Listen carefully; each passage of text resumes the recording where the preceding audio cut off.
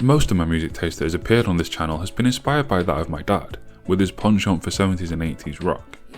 But that doesn't mean that my mum's taste didn't impact my impressionable young mind. I remember her driving the two of us over the Pennines from Sheffield to Manchester to see the Lion King musical on stage. The entire way there and back she played David Gray's Greatest Hits album. And two things stick out in my memory about that. The first is that, to my surprise, I pretty much knew every song. The second is that, less surprisingly, I loved pretty much every song.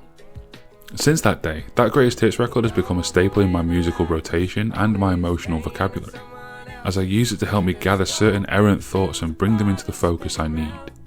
But with that said, I haven't really felt the need to keep up with David and check out his newer offerings. Well, let's change that. David Gray's been recording since the early 90s, but didn't blow up until his White Ladder album in 1999, with hit singles like This Year's Love and Babylon.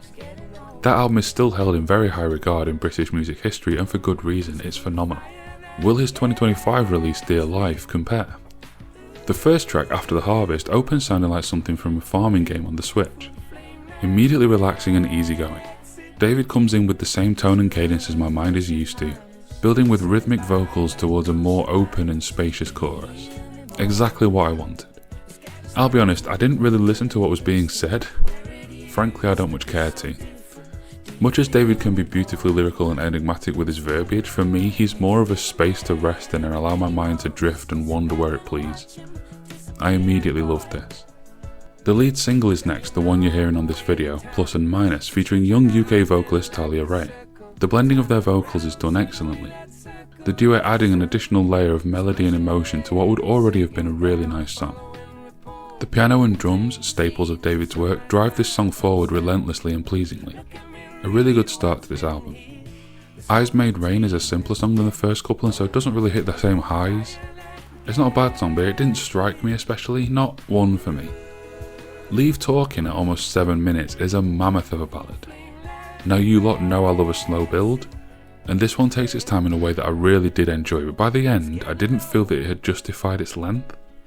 I'd have shaved a minute or so off from this one, but it's still a really nice track. This is more like it. I Saw Love is the rainy night in that I was wanting from this release. Oblique lyrics speaking of love and life, a warm feeling pervading through it all, with a tempo that demands nothing physical of the listener but just that. Excellent. Fighting Talk tries again with the duet and female harmony, but it's poppier and the feel just doesn't work with David's style and writing in my opinion. He pulled it off in a classic track, Be Mine, but hasn't really ever repeated the feat. Sunlight on Water really highlights how hit and miss this record is at the moment.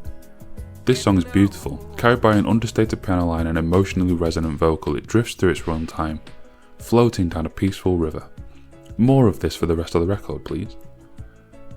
The Day Must Surely Come is more of the same, carrying over the feeling from the last track with the slight added impetus of a steady drum beat and a plucked guitar. This one is also a really pleasant listen. But, to my disappointment, we don't stay here for the rest of the album.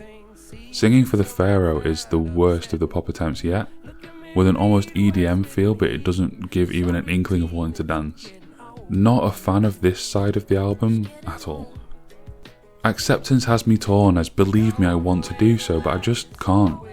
This song is really nice, apart from the programmed drums that just invade on the sound with too harsh of a presence. This album is really hit and miss. I haven't written about the final 3 tracks individually, as I didn't find myself having anything new to say, and don't want to elongate the video unnecessarily. Dear Life really didn't do it for me. I really wanted it to, and after the first couple of tracks I thought we were in for a good one, but the attempts at pop and the use of drum machines, if it is an actual drummer I apologise, but you'll need to speak to whoever mixed it, really hurts my enjoyment, as it leans into a modern pop sound that it both doesn't suit and also doesn't fully commit to.